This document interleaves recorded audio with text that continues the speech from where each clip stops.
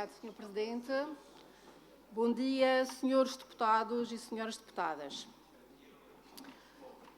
Estamos no inverno e eu hoje poderia, infelizmente, sem perder o contexto, estar a falar de incêndios. Mas o que eu quero é falar de aluviões e, afinal, estarei a falar do mesmo.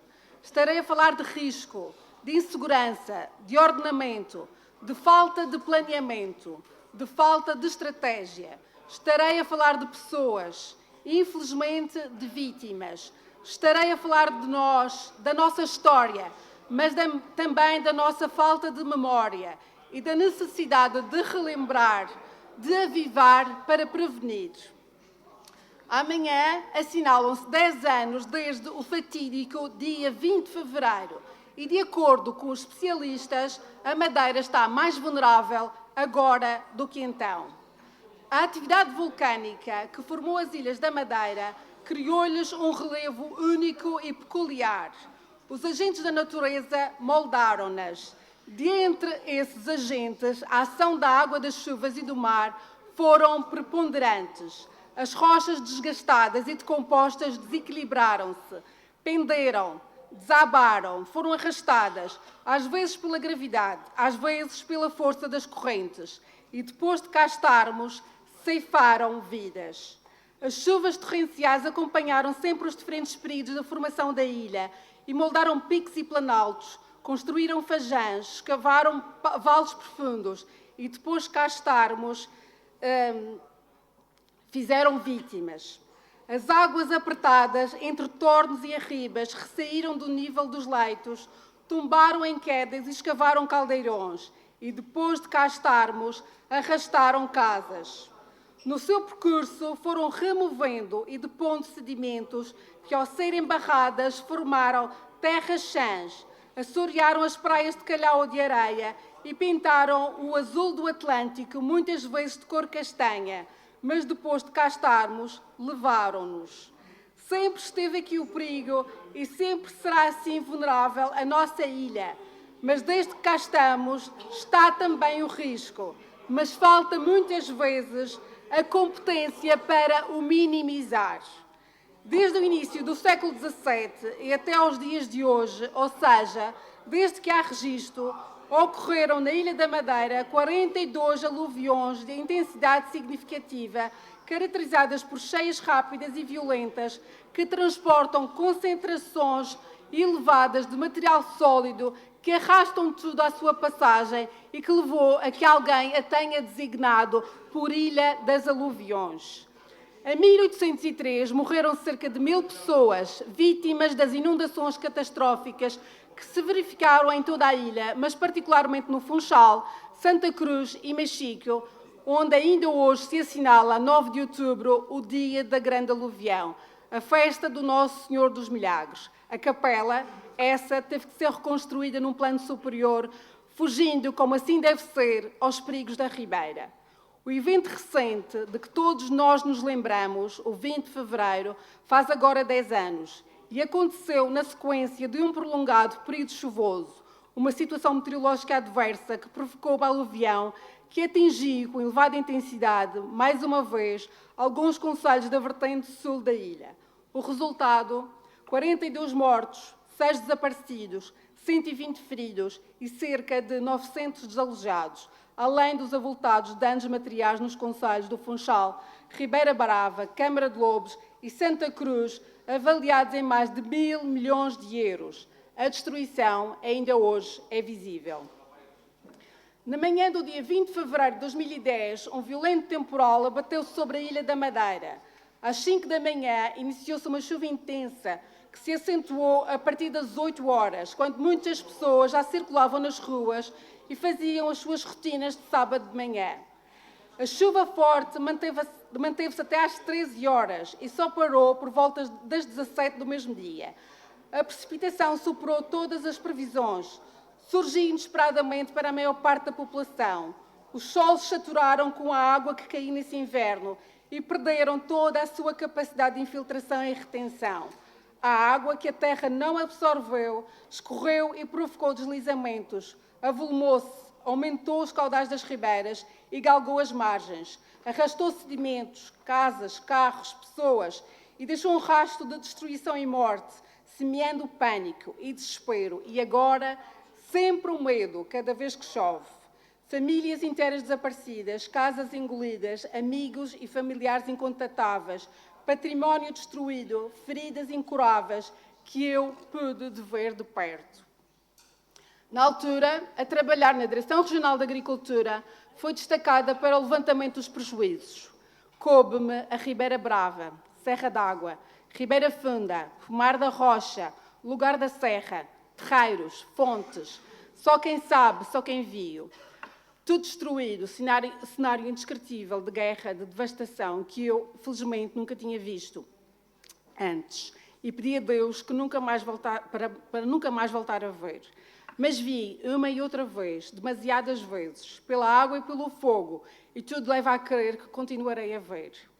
Nesse mesmo ano, integrei novamente as equipas que fizeram o levantamento dos prejuízos dos incêndios de agosto, e em 2012, em 2013 e em 2016.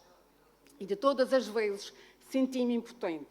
A ajuda que eu levava era uma candidatura a fundos comunitários, um projeto de reposição do potencial produtivo que garantiria apoio a 85%. Mas tantas vezes as pessoas preferiram um abraço, um ombro, uma conversa, porque na maior parte das vezes ficaram sem nada e muito menos com o dinheiro para adiantar que a candidatura exigia. Terrenos sem registro, explorações por licenciar, animais por identificar, culturas temporárias, mão de obra familiar que não podia ser contratada, o trabalho do próprio que não podia ser contabilizado. Nada disto era elegível e não sobrava nada, a não ser as promessas por cumprir, a conversa e o abraço. O relevo irregular e montanhoso justifica a perigosidade natural predominante desta ilha, normalmente associada a eventos de precipitação intensa, e a tendência, com as alterações climáticas, é que se tornem cada vez mais frequentes. Mas os comportamentos agravam ou atenuam os riscos, e é fundamental educar, orientar e, sobretudo, assumir a responsabilidade para proteger. E em tempos foi assim. Na sequência da aluvião de 1803, e em resposta ao pedido do governador da Madeira, chegou à ilha, por coincidência ou não, há precisamente 206 anos, no dia 19 de fevereiro de 1804, o engenheiro francês brigadeiro Reinaldo Dinot e a sua equipa de oficiais para uma comissão de serviços temporária, com o objetivo de planeamento e coordenação da reconstrução da ilha e que viria a culminar no plano das obras e providências necessárias para o reparo das ruínas causadas na Ilha da Madeira pelo aluvião de 9 de outubro. Para a identificação das causas e planeamento das ações, o Dinot criou uma equipa multidisciplinar, do qual fez parte, entre muitos outros, o Inspetor-Geral da Agricultura, José Joaquim de Vasconcelos, que nada tem a ver com Vasconcelos de agora. Porque as soluções querem-se integradas e um gabinete de trabalho que se constituiu como uma autêntica escola de desenho topográfico e hidrográfico de projeto e de direção de obras públicas. Nos trabalhos estiveram todos envolvidos: o Reino, as autoridades centrais, locais e distritais na altura, o Exército e a população, com o seu saber, a sua experiência, com a sua dor, no trabalho conjunto, sistemático e exaustivo, que terminou numa visão estratégica, elaborada numa situação muito complexa e difícil, em apenas 60 dias e ainda hoje muito atual, que contemplou 19 instruções muito claras e precisas, que resultou, entre outros, no encanamento das 3 ribeiras principais do Funchal, com grandes diques em pedra, o aprofundamento dos seus leitos e a reorganização das margens, com a replantação das espécies definidas. Estas muralhas centenárias de pedra e cal, em alvenaria rachada a malha e a fogo, com o aproveitamento dos volumosos detritos rochosos arrastados pelas forças das águas, resistiram durante 2 séculos e assim se mantiveram, autoportantes, na sua missão de proteger as pessoas, até depois de 2010, até 2016, altura em que as memórias foram cobertas de betão e nem por isso estamos mais seguros. Ao longo dos tempos foram construídos túneis rodoviários, pardões, enrocamentos marítimos, limpeza e estabilização de taludes para a proteção das populações, mas tem faltado o essencial: o planeamento, e sem levar em consideração que, passo a citar Oudinot, todo o projeto de obras será malogrado, todas as esperanças que se fundarem nelas serão quiméricas, se desde já, constante e severamente, se não trabalhar até conseguir o fim que enunciei, e ele não se conseguirá sem que se restabeleçam as matas, cuja destruição se deve atribuir a principal e talvez única causa das ruínas da ilha. Depois do 20 de fevereiro, foi realizado um estudo de avaliação do risco de aluviões na Ilha da Madeira, tantas vezes usado para justificar a extração de inertes das ribeiras, mas mais vezes ignorado nas medidas de proteção e prevenção que recomenda e que, não raras vezes, se assemelha ao plano de reparo de Oudinot. De acordo com este documento, a diminuição do volume de material sólido disponível para ser transportado pelo escoamento pode ser conseguida através de intervenção nas áreas das cabeceiras, nas encostas e nos leitos das ribeiras, envolvendo medidas como a promoção de um coberto vegetal adequado, a implementação de sistemas de drenagem eficazes, a modelação do terreno para a estabilização preventiva de encostas ou a manutenção ativa de zonas com terraços já existentes, a consolidação de trechos de leitos das ribeiras com maior declive e o controle de aterros, sabendo que estes podem constituir, com relativa facilidade, fontes de material sólido mobilizáveis, que foi precisamente o que aconteceu a 20 de fevereiro nas Babosas e na Serra d'Água, com a mobilização e arrastamento de todo o material depositado a montante no sítio da Macheira e retirado das obras do túnel da Encomiada. Muitos outros pendem sobre as cidades. O risco é atualmente incalculável, mas está identificado, é conhecido e nunca mais poderemos voltar a dizer que era imprevisível. De acordo com os especialistas, e passados 10 anos, pouco mais se fez do que a construção dos açudes, a monitorização pelo Laboratório Regional de Engenharia Civil e o radar meteorológico do Porto Santo. Por outro lado, a cobertura de muralhas centenárias de basalto por betão, a destruição de pontes classificadas para serem de novo reconstruídas e a malha de vigas e travessões não integram a lista de medidas que os especialistas consideram ser obras eficazes de proteção da população contra as mais brutais forças da natureza. A promoção de um coberto vegetal adequado é talvez o falhanço mais visível e é mesmo um membro do Conselho Consultivo do Instituto de Florestas e Conservação da Natureza e respeitosa personalidade da comunidade científica nacional, atualmente presidente do Observatório Técnico Independente para os Incêndios Florestais, que afirma que tem faltado estratégia e tecnicidade na gestão florestal na Madeira. Aquilo que o Oudinot apelou, e cito, se mande logo, sem perda de tempo, semear e plantar nos cumes dos montes toda a qualidade de árvores de que o terreno se mostrar disponível. E repito, de que o terreno se mostrar disponível. O naturalista madeirense, Padre Manuel Nobre, esclareceu. Não é sempre verdade afirmar que o arvoredo trava as enxurradas e aluviões. Pelo contrário, se estiver plantado em solos inconsistentes, pode triplicar e quadriplicar os riscos de aluviões, dado que, sobretudo nos solos superficiais, tem uma camada argilosa, em geral, onde o raizame não penetra, mas apenas cria sapata e nunca fica seguro no solo, e facilmente o arvoredo é derrubado pelos temporais e depois arrastado para as ribeiras, formando turbilhão, com lamas, areias e cascalhos misturados, e isto é a origem de toda a sorte de desastres que podem deitar a cidade e povoação nos mares. Acontece que a maioria dos solos dos altos montes tem, geralmente, em média, cerca de 20 centímetros de profundidade, de modo que nunca deveriam ser reflorestados, mas mantidos como zona de pasto, afirma. Ou seja, isto que pode parecer a partir de uma contradição é, na verdade, uma conjugação de conhecimentos. Não se pode pretender reflorestar sem entender o solo, sem interpretar as plantas pioneiras, sem criar condições para a sobrevivência das plantas. Não se pode plantar por plantar. Não se pode plantar e abandonar à sua sorte. É preciso selecionar as espécies, é preciso entender que não se pode imitar ou pretender replicar um ecossistema que levou milhares de anos a evoluir. É preciso atualizar, é preciso adaptar, é preciso planear novos ecossistemas adaptados às condições atuais. de temperatura, de umidade, de solos pobres, de erosão, de falta de água, de falta de matéria orgânica nos solos, de risco de incêndios. O gado, que quase todos acusavam de ser o maior de todos os males da nossa ilha, foi retirado das serras há 17 anos e, contudo, continuamos com o modelo atual de gestão florestal, sem ter um bom exemplo de reflorestação a sul para mostrar. Mas os riscos são consideravelmente maiores.